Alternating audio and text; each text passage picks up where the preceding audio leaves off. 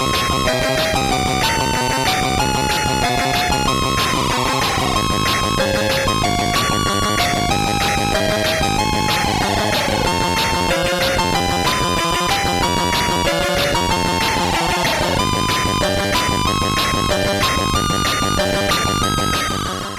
there, something a little bit different today on the Mastertronic Chronicles.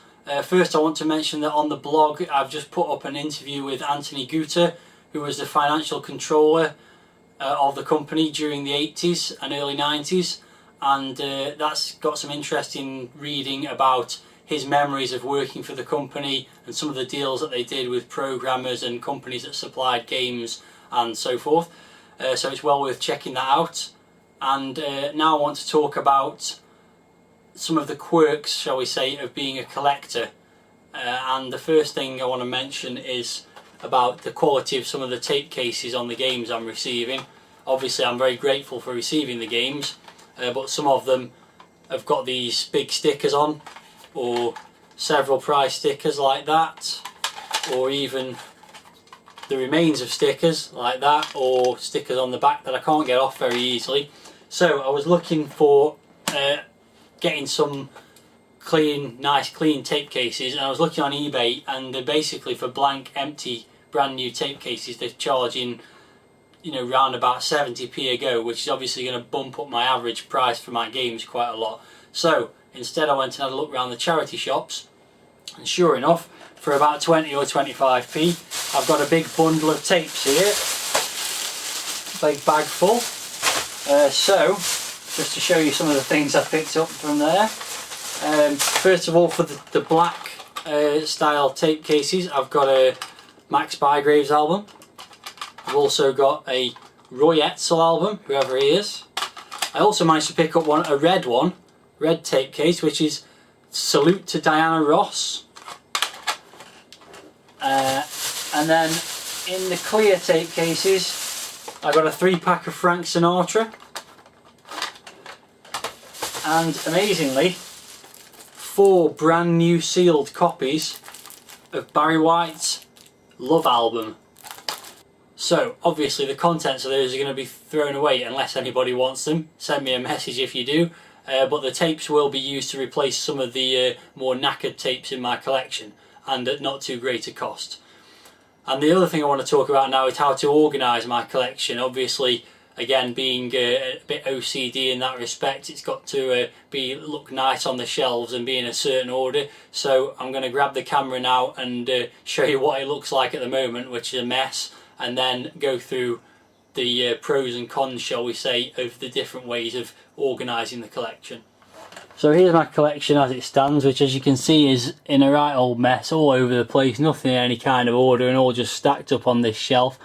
This shelf, I reckon, will hold about 100 tapes, so I am going to store them sort of 3 deep on this shelf. As you can probably see, they do fit 3 deep, but clearly I need to put them in some kind of order so I can find what I'm looking for. So I'm going to put the camera down and reorganise them into a possible order. So my first option for organising the collection is alphabetically, which would be the traditional way of doing things. So I've put some of the games in alphabetical order on the shelf, and as you can see, due to them using different styles of packaging, it looks a bit of a mess. You've got grid ones mixed up with MAD ones and Mastertronic Plus and so on and so forth, as you'd expect. So while that would be the traditional way of doing things, that's not the way I'm going to do it. So my next alternative is to order them by effectively release date, but order them by the catalogue number on the spine. So just panning along here, we've got 0007, 23, 36, 44, 56, which groups them nicely in terms of packaging design, and obviously puts them in chronological order, but totally out of order alphabetically. And also you see problems like this. Now on the face of it, these all look like they're from the same branding, and the numbers are IC 141, 155, 179 and so on. But if you look at the actual packaging, the front of the packaging on these, that's an Entertainment USA, that's a MAD, and that's a regular Mastertronic. So we've got a right mixed bag there. So not a fan of that either, to be perfectly honest. Also later on you get all kinds of mishmashes of things, like the Mastertronic Plus ones later didn't have a code on the spine at all, and the Mad ones don't seem to work together very well either, so that one's out the window as well. So I've grouped everything together now in the different types of packaging to try and get some kind of order in this. And well, in the Mastertronic packaging we've got the grid style, the second release style, and then this style, and then just to make things even more complicated, there seems to be a couple in this style as well.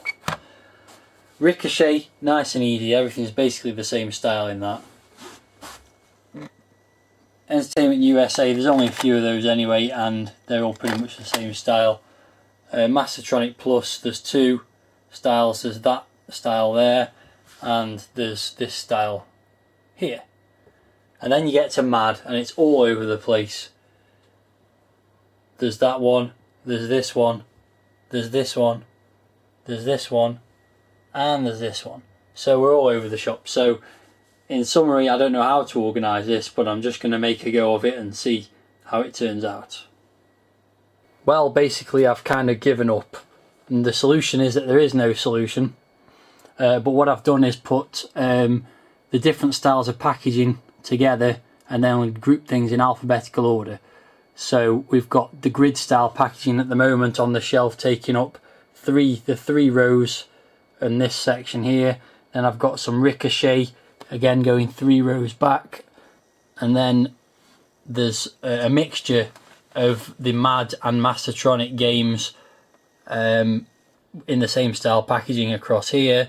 And then on this side I've got the Mastertronic Plus going back, and if I pull a few of these out, I've got the later Mad and Mastertronic style packaging with the black spines going there, and then at the back, right on the back row, I've just basically got a mishmash of everything. So it's a system of sorts, not ideal, but it looks kind of nice from a distance at least.